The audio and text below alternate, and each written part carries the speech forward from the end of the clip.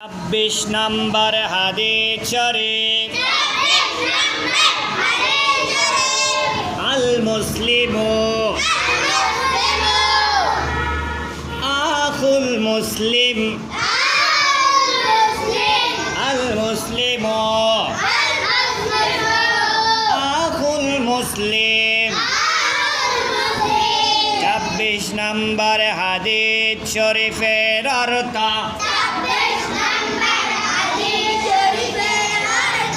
মুসলমান মুসলমানের ভাই,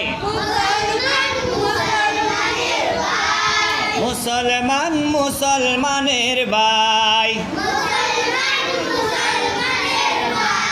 26 নম্বর হাদিস শরীফ